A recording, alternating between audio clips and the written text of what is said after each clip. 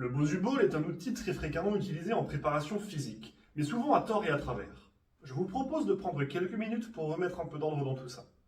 Juste avant de commencer, si vous appréciez ces vidéos hebdomadaires, pensez aux likes, aux commentaires et au partage. Toute forme de soutien aide énormément. Commençons en replaçant l'utilité d'un Bosu Ball.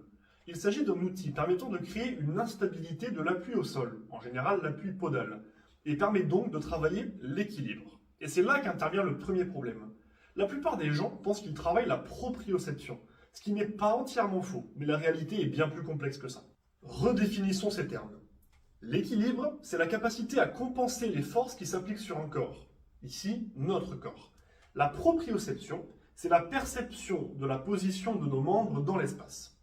Fermez vos yeux et avec le bout de votre majeur, venez toucher votre nez, votre nombril, votre coude. Si vous y arrivez, c'est grâce au repérage de votre corps dans l'espace.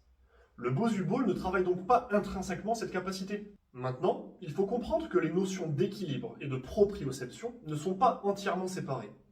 En effet, si vous êtes en équilibre, alors vous avez besoin de savoir où sont les différentes parties de votre corps et comment elles bougent face aux perturbations, pour savoir si vous avez besoin de les déplacer ou de vous pencher dans le but de vous rééquilibrer. C'est pour cette raison que lorsque vous êtes en équilibre sur une jambe, sur une surface instable par exemple, vous allez tanguer ou remuer vos bras. C'est parce que vous sentez, grâce à votre proprioception, que votre corps est en train de perdre son équilibre et que vous décidez d'activer un mouvement en conséquence pour retrouver une position stable. La proprioception va donc contribuer à votre équilibre, mais ce sont bien deux notions distinctes qui peuvent éventuellement travailler ensemble. Alors pour nos athlètes, concrètement, qu'est-ce qu'on fait? Eh bien, il faut séparer les sports en deux catégories.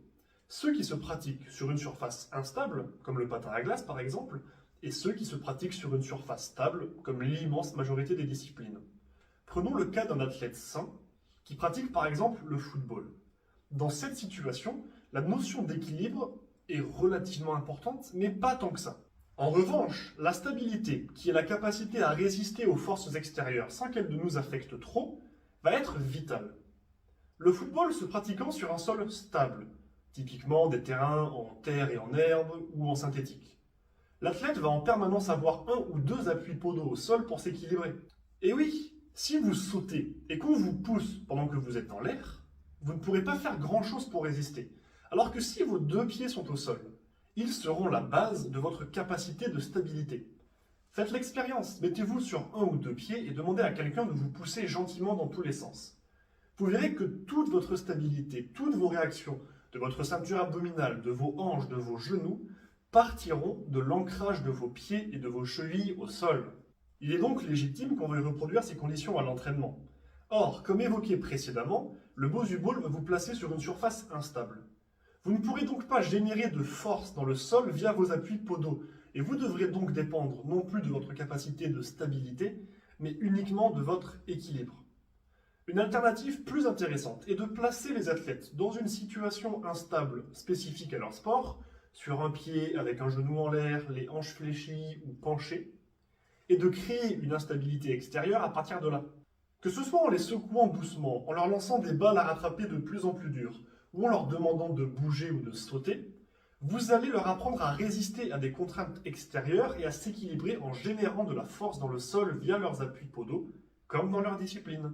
Car je le rappelle, les sports se pratiquant sur une surface stable représentent une écrasante majorité. Maintenant, ça ne veut pas dire que le Bosu Ball est inutile.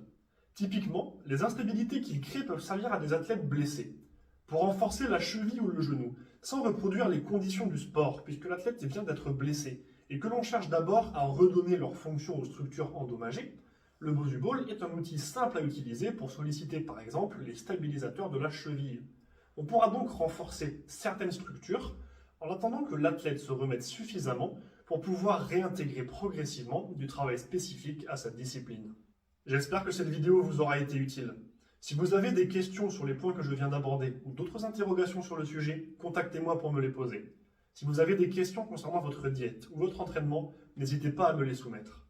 Si vous cherchez un coach ou un préparateur physique, mettez-vous en contact avec moi et nous échangerons afin de mettre en place un suivi adapté à vos objectifs. Et si vous voulez que j'aborde un sujet en particulier dans ce type de vidéo, faites-le moi savoir. Sur ce, bon entraînement et n'oubliez pas, rendez-vous fiers.